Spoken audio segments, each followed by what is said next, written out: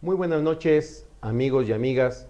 Bienvenidos una vez más a una emisión de su programa Pregúntale a tu abogado. Les quiero recordar que seguimos transmitiendo desde el módulo de atención ciudadana del diputado Jorge Gaviño Ambrís, quien es diputado a la Asamblea Legislativa en esta sexta legislatura. Estamos transmitiendo desde la calle de Linares, número 74, en el corazón de la colonia Roma Sur. Y en esta ocasión vamos a tocar un tema sobre previsión y seguridad social, un tema del cual nosotros hablaremos próximamente en la comisión de la cual el diputado Jorge Gaviño Ambrís es presidente, y por eso nos dimos a la tarea de invitar en esta ocasión a un especialista, el cual me honro en presentar, porque aparte de acompañarnos en este día, el licenciado Jesús Adolfo Gres Monzón, ya lo conocen ustedes en otros espacios, en esta barra de televisión de tudiputado.tv, que aparece usted los lunes. Así Licenciado, lo veo muy es. activo con el diputado Jorge Gaviño. Sí, tengo la fortuna de que me tome en consideración el licenciado. Qué bueno, sí, he seguido con mucha atención ese segmento de programación, el de historias y leyendas, y veo que, bueno, aparte de la profesión del diputado y la de usted como abogado, también le entran a temas esotéricos, de historias, de leyendas, y sobre todo de historia de la Ciudad de México, Así ¿no? es. Mas, sin embargo, pues el día de hoy es un gusto y un placer tenerlo como invitado, Gracias. como compañero aquí en la conducción del programa, y darle la más cordial bienvenida. Les quiero recordar que el licenciado Jesús Adolfo Gres Monzón es licenciado en Derecho. Él fue ex catedrático de la Universidad de Anáhuac. Él también dio cátedra en UPIXA, en el Instituto Politécnico Politécnico Nacional. Nacional. Corríjame, licenciado, por favor. También dio cátedra usted en la UNITEC. Así es. Y actualmente, bueno, se desarrolla como director de adquisiciones y obra pública de la CDI. Así ¿Es es. correcto? Sí, sí, es correcto. Licenciado, le quiero agradecer el hecho de que nos acompañe el día de hoy en esta emisión de Pregúntale a tu abogado. Gracias, al contrario, a ustedes que me tomaron en cuenta. Licenciado, me gustaría que, sé que usted ha impartido cátedra en estas instituciones, y que aparte ha dado la cátedra de Seguridad Social y de Previsión Social. Así Me es. gustaría que nos diera un bosquejo histórico, qué es la Seguridad Social, cuándo aparece por primera vez en nuestra legislación, de dónde surge, y bueno, para que nuestros televidentes se... Bien, bueno, la seguridad social es producto de las luchas de los trabajadores. Nos podemos remontar inclusive a la Edad Media, cuando existían los gremios.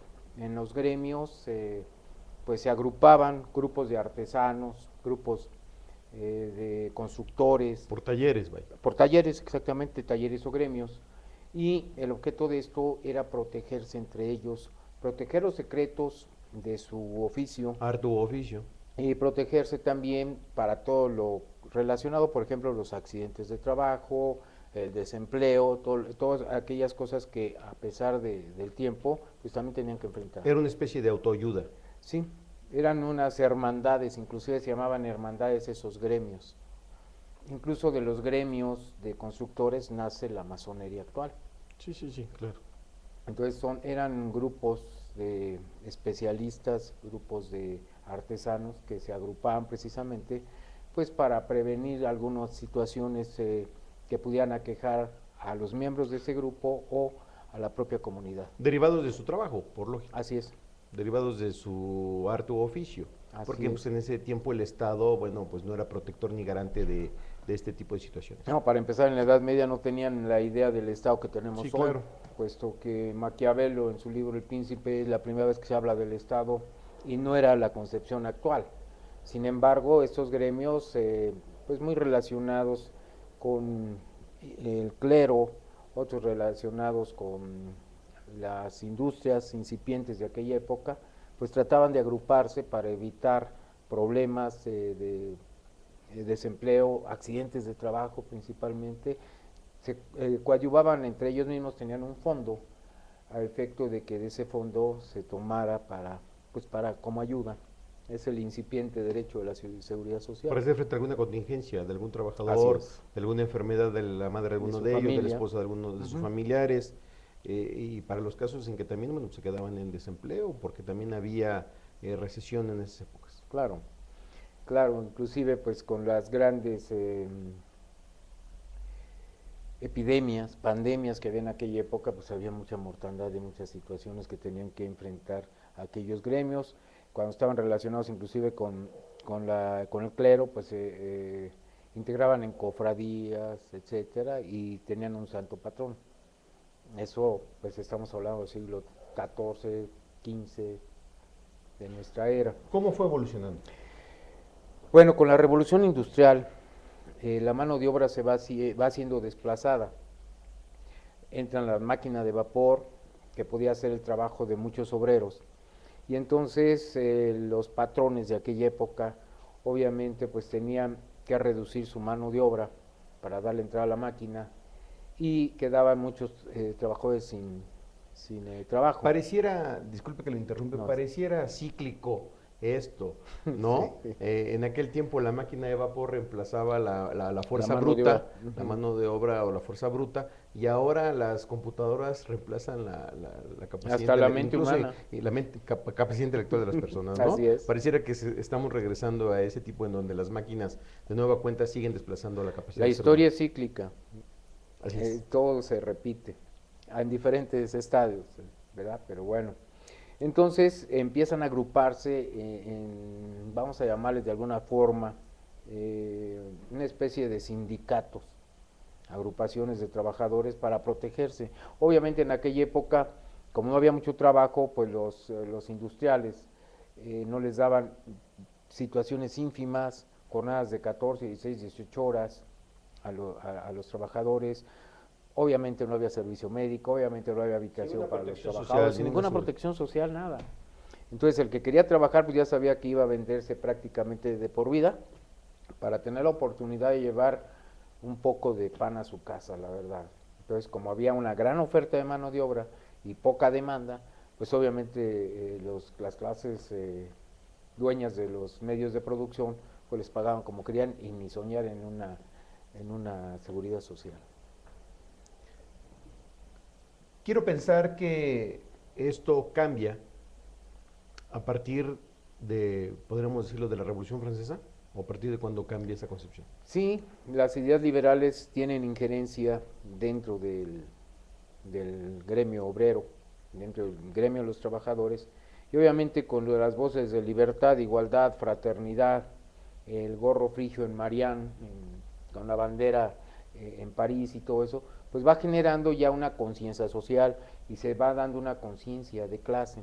Entonces estas agrupaciones empiezan a pugnar porque conforme vaya evolucionando el trabajo, vayan ellos adquiriendo menos horas de trabajo, mejores prestaciones y obviamente algo de seguridad social. Un fondo de previsión. Así es, ellos tenían su fondo. Incluso en México, vamos a ver más adelante, cómo empieza la seguridad social a través de las cajas de ahorro y todo eso, ¿no? Aquí, bueno, aquí en México la seguridad social, la previsión social, es un tema, bueno, que ha alcanzado, por ejemplo, el nombre de la Secretaría a nivel federal es la Secretaría del Trabajo y Previsión Social. Así es. Pero no hay una definición como tal de previsión social. Se entiende esta como seguridad social. ¿Podrías explicarme ahí, licenciado, por qué la seguridad social a veces se confundía con la previsión social? Bueno, la previsión social en términos muy generales, pues tiende también a proteger a las clases trabajadoras para que tengan un aliciente, un ingreso extra del salario, el salario que se le designa. Pues tiene ahí cierta injerencia. Ahora, la seguridad social es más amplia. La seguridad social ve no únicamente lo que son enfermedades y maternidad, ve también, los trabajadores tienen un tiempo en donde pueden dar su fuerza de trabajo y llega también a menguar, llega el periodo de la vejez. Entonces la seguridad social, previendo eso, ve también lo que es la cesantía, edad avanzada, vejez, las pensiones, ahorita con los cambios que hubieron en la ley del ISSSTE, los cambios que hubieron en la ley del Seguro Social, pues tratan de asegurarle al trabajador que cuando pierda esa fuerza de trabajo, esa fortaleza, esa juventud, tenga una forma como allegarse de sustento para él, principalmente para él y su cónyuge normalmente, porque los hijos pues van dejando la casa, ¿no? Entonces le dan al trabajador que llega a determinada edad esa oportunidad. Entonces vemos que hay enfermedades y maternidad, cesantía de edad avanzada, vejez, hay guarderías. Sí, Las sí, madres sí. trabajadoras también tienen derecho a que sus hijos estén educándose en una guardería que el tiempo que sea necesario. Inclusive el presidente de la República estaba también pugnando porque las horas que estuvieran los alumnos y los niños en las guarderías fueran más tiempo. Se ampliara Así ese horario, es. así es. Licenciado, creo que nos adelantamos un poquito a los conceptos. Me gustaría regresarnos a la historia de la seguridad social, de la previsión social en México. En México. ¿Aquí cuando inicia con el movimiento armado de 1910 o es anterior? Bueno, la Constitución de 1857 ya tenía un apartado sobre el derecho al trabajo. No es cierto, no un apartado, sino que dentro del propio articulado y dentro de las garantías individuales estaba el artículo quinto y La del 57. la de 1857 y con la Revolución de 17 estaba Manjarrés, Victoria, Jara, principalmente, que pugnaron porque no fuera un simple artículo, sino que fuera un apartado como específico. usted Como atinadamente dijo que ahora se denomina del trabajo y la previsión social. Aquí trata de abarcar no únicamente lo que son jornadas de trabajo, patrón, obligaciones de patrón, obligaciones de trabajadores, etcétera, sino que también trata de abarcar el plus, darle una remuneración a ese plus que tienen los trabajadores y el derecho que tienen los trabajadores, como es el allegarse de medicinas, de servicio médico, de guarderías, como comentábamos, de pensiones por viudez. fue en México donde, bueno, sabemos que la primera revolución social del siglo XX Del siglo XX fue la mexicana. fue aquí, fue la Así mexicana, incluso por encima de la bolchevique, Sí. ¿no? Que fue en el 17. Así es. La previsión social es ahí donde encuentra su primer sustento, su primer fundamento, la seguridad social. Así es. Bueno, ya como en ese apartado. Así es, en el apartado del derecho de la seguridad social, del trabajo y de la seguridad social, es un nuevo enfoque, ya es un apartado especial en la Constitución que contempla el artículo 123 en todas sus fracciones. Apartado y apartado. Así es, y dentro de esas fracciones hay algunas que con meridiana claridad hablan ya de la seguridad social. Por ejemplo, desde la antigüedad, desde la revolución industrial, se pugnaba porque los trabajadores tuvieran habitaciones dignas y decorosas. En el caso de México es hasta 1970, y en el periodo de Echeverría, cuando se crea el Infonavit, el Instituto de Vivienda. Hubo un desfase, ¿no? Sí. Digo, de 1917 al 70. Al 70, digo, fueron Sí. varios años para que el gobierno reaccionara, ¿no? Así es, porque la Constitución lo prevé. Desde que salió el artículo 123 constitucional, se prevía que los trabajadores tenían derecho a una vivienda digna y decorosa y que esa vivienda debía ser accesible para sus salarios. Sin embargo, siempre fue eludido esa responsabilidad. Hubieron patrones que alrededor de las empresas, de las fábricas principalmente, trataban de hacer vivienda para esos trabajadores a precios accesibles. Sin embargo, hasta 1970 fue cuando se formaliza, por decirlo así, ese derecho. Así Muy es. bien, muy bien. Ahorita regresar a ver si platicamos del Instituto Mexicano del Seguro Social. ¿Cómo no? También cuando tuvo por primera vez, vio la luz y en qué momento, bueno, se empezó a tutelar la protección de los trabajadores. Claro.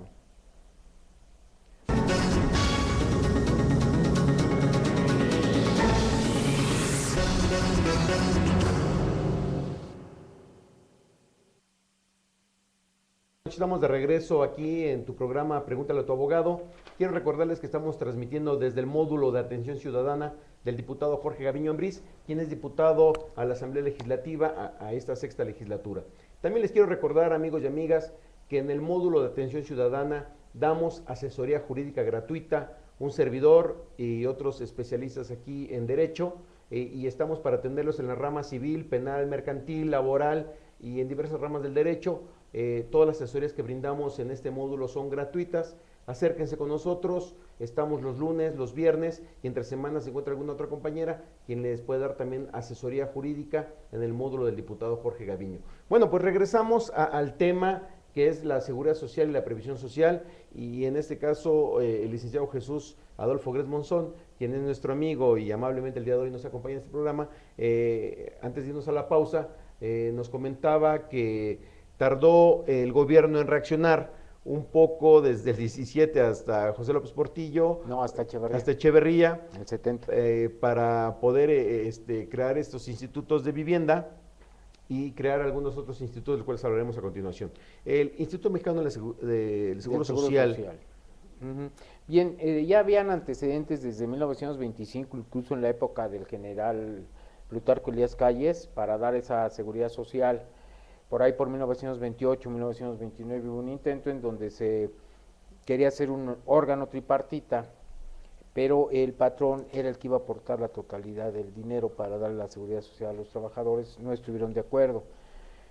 Y muchas vicisitudes, obviamente la política social del general Lázaro Cárdenas del Río, también hubo intentos para que se llevara a cabo, se plasmara físicamente lo que ya se había visto en la Constitución, y ha habido muchas cajas de ahorros, etcétera, de los trabajadores, fondos de pensiones de los trabajadores ya en nuestro país. Sin embargo, formalmente, el Instituto Mexicano del Seguro Social, la ley del Seguro Social, es hasta el 19 de enero de 1943, cuando en el Diario Oficial de la Federación ya se publica la ley del Seguro Social, y obviamente después se crea el Instituto del Seguro Social, Mexicano del Seguro Social, como un organismo público descentralizado del gobierno federal, con personalidad jurídica y patrimonio propios. El instituto también contemplaba o contempla, bueno, con las reformas de la ley, los seguros de cesantía en edad avanzada, vejez, enfermedades y maternidad, pensiones, guarderías, y para pensión de orfandad o pensión de viudez. Nos hemos dado cuenta, licenciado, perdón que le interrumpa, sí, que el gobierno en esta labor de previsión social y en esta labor de seguridad social hacia los trabajadores no ha sido capaz de poder atender la gran demanda de servicios de salud. Aquí en la capital tenemos una muy fuerte demanda en ese aspecto. Tan es así, bueno, pues que ahora la gente recurre a este llamado seguro popular que se instituyó en el sexenio pasado, pues precisamente para atender ese rezago. Tenemos un rezago que no han querido ver las autoridades. El Distrito Federal es muy fuerte ese rezago. Sí, en efecto.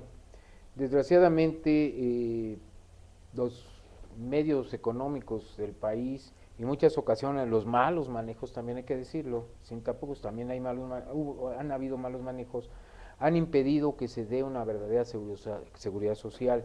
Obviamente, cuando hablamos de seguridad social, no quiero que nos encajonemos únicamente en el aspecto de servicio médico. Sí, claro. Porque que si bien es cierto, el Instituto Mexicano de Seguridad, del Seguro Social, tiene millones de personas a los que tiene que dar el servicio, porque es el trabajador, es su familia, sí, son los que tienen como beneficiarios, entonces son millones. Desgraciadamente, en muchas ocasiones dentro del presupuesto se da presupuesto y no sabe manejar.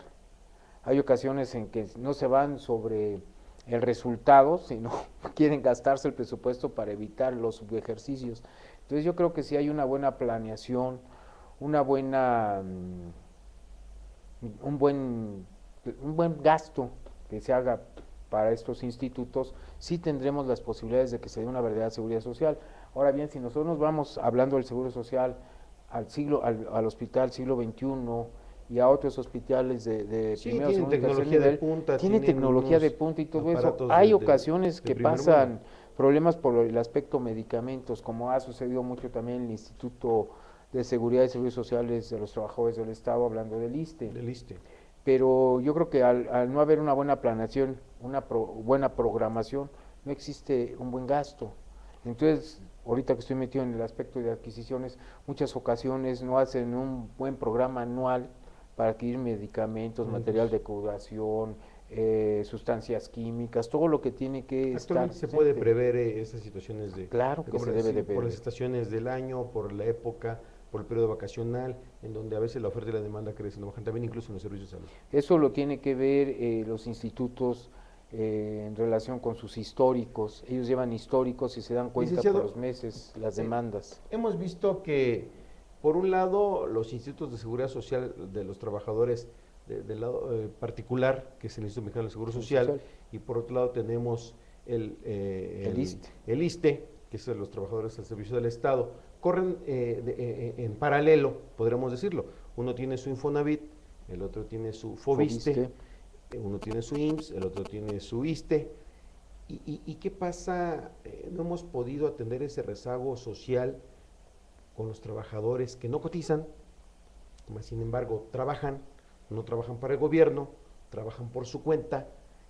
No hemos tenido la capacidad de crear un instituto que los atienda. ¿Qué sucede ahí? Bueno, el Instituto Mexicano del Seguro Social tiene dos apartados. Tiene el seguro obligatorio y el seguro voluntario. El obligatorio, todos los trabajadores que tengan una relación de suprasubordinación con un patrón, tiene el patrón la obligación de inscribirlos al instituto. Y el régimen voluntario, pues se da, por ejemplo, con los trabajadores domésticos, se da con los jornaleros, se da con campesinos, que también tienen ese derecho. Lo que pasa es que en muchas ocasiones hay ignorancia y en otras ocasiones no hay capacidad. La gente cree que es muy caro el inscribirse de manera voluntaria al Seguro Social. Es una pregunta muy recurrente que nosotros como abogados nos hacen, que dejan de elaborar una empresa y dicen, oye, Lip, lo que falta, me faltan algunas cotizaciones, ¿qué hago? Y pues escribas el régimen voluntario. Así es. Y empiece a aportar. Y dice, pero no tengo trabajo, ¿qué hago? Esa es una pregunta muy, muy recurrente.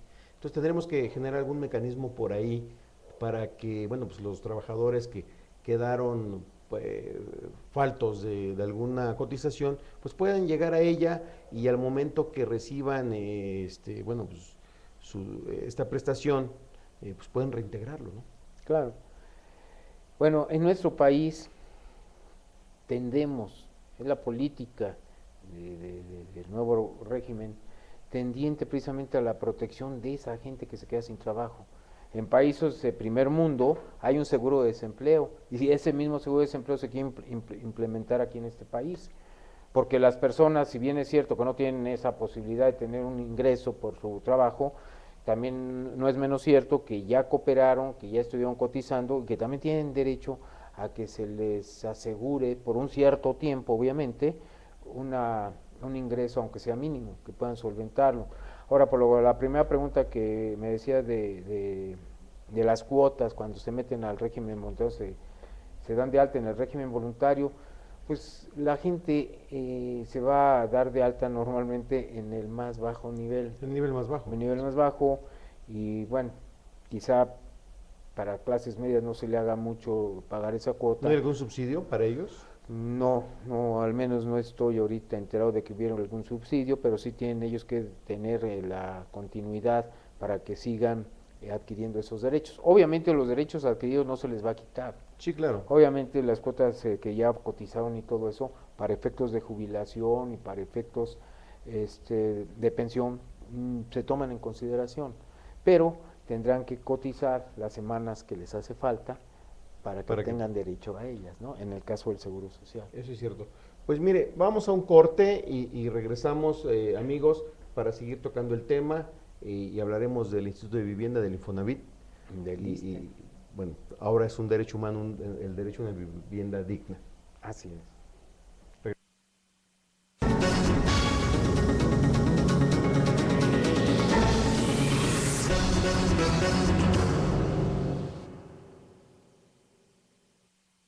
Pues estamos de vuelta aquí en su programa Pregúntale a tu abogado.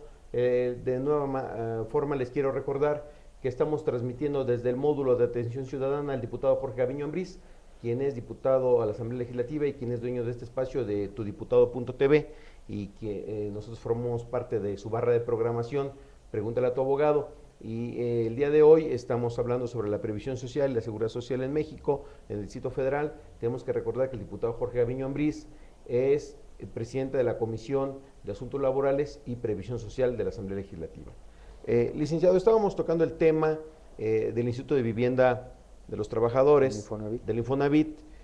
Ahora, con las reformas que se hicieron en la Constitución, es un derecho humano fundamental el derecho a una vivienda digna.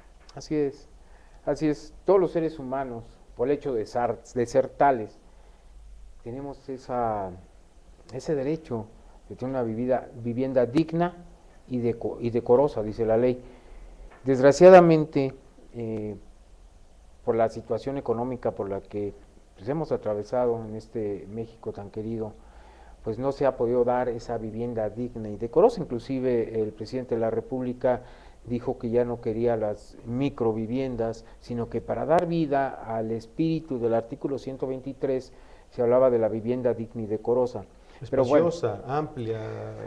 Pues más que nada el decoro que debe tener una familia, la privacidad, no vivir en verdaderos hacinamientos. Si nosotros vemos las habitaciones que tienen en nuestros institutos de vivienda, pues están familias hacinadas.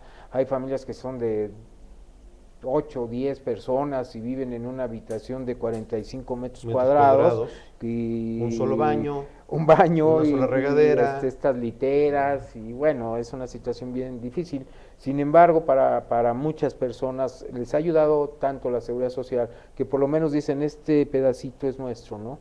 O a la tendencia que tiene el presidente de la República es dar esa vida, esa vivienda digna y decorosa, pero entender que puede ser digna y que puede ser decorosa. Una vivienda digna es aquella que tiene el trabajador, que vaya de acuerdo a sus necesidades, que satisfaga sus necesidades de habitación y de convivencia, y decorosa, pues que tenga el decoro necesario para que pueda pues convivir con su familia y con otras personas. Licenciado, el día de hoy tuvimos una reunión en la Comisión de Vivienda muy importante con el diputado, y el diputado puso como ejemplo al Infonavit como un instituto fuerte, un instituto exitoso, incluso un instituto con una gran capacidad de recuperación de créditos y con una fuerte solvencia en sus finanzas. Así es. ¿Por qué este instituto se ha fortalecido? Bueno, definitivamente cuando hay fortaleza en las instituciones públicas, se debe a manejos adecuados, por un lado, y por otro lado al cumplimiento que se tiene de las cuotas que tienen que aportar la parte patronal, la parte trabajadora y la parte que aporta el Estado. Se ha modernizado el instituto, tiene un portal muy interesante, muy bonito, en donde bueno ya ahora el trabajador de manera individual se mete a la página, mete sus números de afiliación y él en ese mismo instante le dicen si tiene su crédito, si es sujeto del mismo, qué capacidad de ahorro tiene, si se le acumulan con algunos otros beneficios. Bueno, digo, es una página muy interesante, nos llamó la atención cuando lo estábamos checando el día de hoy. Sí, los medios de comunicación, la tecnología, ha hecho del milagro, vamos a decir así, el milagro tecnológico de que la gente tengamos esa oportunidad de acercarnos a esos medios y de tener la información inmediata. Yo recuerdo hace algunos años que eran unas colas interminables para solicitar. Y había coyotes incluso. No, había claro. Gente que se dedicaba a hacer los trámites. Y a quitarle el dinero a la gente, a la clase trabajadora. Sí. Incluso llegó el instituto a colgar algunos cartelones fuera de sus oficinas. No nos somos responsables por ningún dinero dado a X personas o bueno que se cuidaran de los coyotes. Fue una parte que tuvimos que vivir. Yo recuerdo en aquella época cómo se peleaban la gente por arrendar bienes, por arrendar vivienda. Y a mí yo lo viví porque en aquella época tenía aparte mi despacho y administraba inmuebles y tenía colas interminables de gente que quería una solicitud para un departamento. Afortunadamente y gracias a lo que usted comentaba atinadamente sobre la respuesta que ha dado estas instituciones de vivienda, pues ya no es así. Ya la gente sí, yo no digo que no rente, sí, pero ya no es esa demanda tan tremenda de vivienda que había, no sé, los principios de los años 90, de los finales de los 80, era tremendo, eran colas. Lo único que nos falta y que le falta al instituto es que se compagine con el FOBISTE, para que en un caso a veces el el esposo trabaja en el gobierno y la mujer trabaja en la iniciativa privada y puedan juntar sus créditos. Ya se puede hacer actualmente en el Infonavit, más no así en el Fobiste. Es algo que también, bueno, pues tenemos que abordar ese tema para que la gente pues, tenga acceso a una buena vivienda, porque juntan los créditos, les da acceso a una mucho mejor vivienda. Bueno, que yo recuerde, la ley del ISSSTE ya previene algo. Inclusive hay unos portafolios ¿Son acumulables? En donde se pueden hacer en un solo crédito por parte de la pareja. Ah, muy bien, muy bien. Si vengo en otra ocasión les podría traer el fundamento porque también tuve la fortuna de trabajar como 10 años en el instituto, en el ISSSTE, y llevábamos y dábamos algunas ocasiones cursos sobre derecho a la seguridad social y tocábamos esos temas, pero ahorita pues, no lo tengo a la mano. Pues, pero sí se da, ¿eh? Claro que sí. Licenciado, el tiempo es muy corto, ya se nos agotó. Nosotros tenemos media hora en este espacio televisivo. Le quiero agradecer inmensamente su compañía, sus comentarios y sobre todo que nos dio luces en este tema y quiero dejar abierta la invitación para cuando toquemos el tema del Instituto de Vivienda, el Infonavit. Vamos a tener algunos especialistas que, bueno, ya tenemos aquí fila para entrevistarlos, que nos acompañen y nos hagan algunos comentarios. Con mucho gusto. Y estaremos en las siguientes emisiones. Pues, claro que sí. Licenciado, muchas gracias. Queridos amigos, hemos llegado al final de la emisión de tu programa Pregúntale a tu abogado. Les quiero recordar que nos vemos el próximo viernes en punto de las 9 de la noche para tocar tópicos jurídicos como siempre lo hacemos y ya estar completos con el otro co-conductor y con los demás invitados especiales. Muchas gracias, buenas noches y hasta pronto.